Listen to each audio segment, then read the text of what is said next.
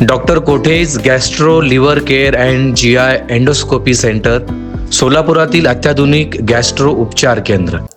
प्रभाग क्रमांक 9 चे महाविकास आघाडीतील शिवसेना ठाकरे गटाचे अधिकृत उमेदवार ॲडव्होकेट सुरेश गायकवाड यांनी मतदारांच्या गाठीभेटींवर भर दिला असून त्यांना मतदारांचा चांगला प्रतिसाद मिळत आहे.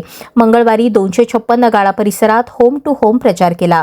दरम्यान ॲडव्होकेट सुरेश गायकवाड यांनी इन सोलापूर न्यूजशी बोलताना या भागात भाजपचे नगरसेवक होते, मात्र त्यांनी काहीच विकास कामे केलेली नाहीत. त्यामुळे जनतेचा त्यांच्यावर प्रचंड रोष असून हा रोष मतपेटीतून व्यक्त होऊन माझा विजय होईल असे ते म्हणाले. आज कोणकोणत्या भागात बापू आपण डोर टू डोर? प्रभाग क्रमांक 9 यामध्ये आम्ही आज महाविकास आघाडीच्या माध्यमातून आमची पदयात्रा अत्यंत महत्त्वाचा असणारा 256 गाळा परिसर म्हणजे जुना बोरावणी नाका या ठिकाणी आज आम्ही गेलो. त्या ठिकाणचा रिस्पॉन्स, त्या ठिकाणी मतदाराकडून मिळणारा प्रतिसाद उदंड होता.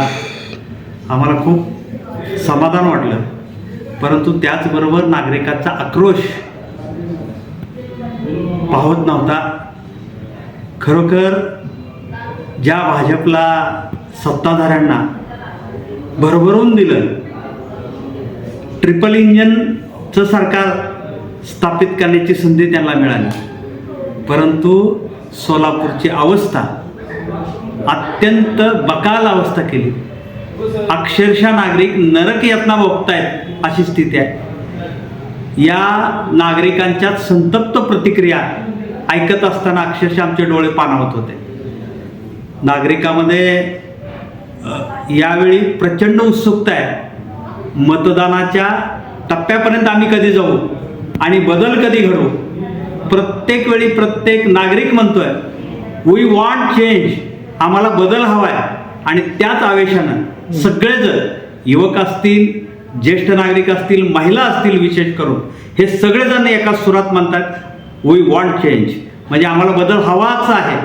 त्या दृष्टिकोनातून निश्चितपणानं मला वाटतं महाविकास आघाडीचे कालची परिवर्तन शुभारंभाचा जो मेळावा होता, खरोखर महाविकास आघाडीचा झालेला मेळावा सगळ्याला एक उभारी देणारा होता.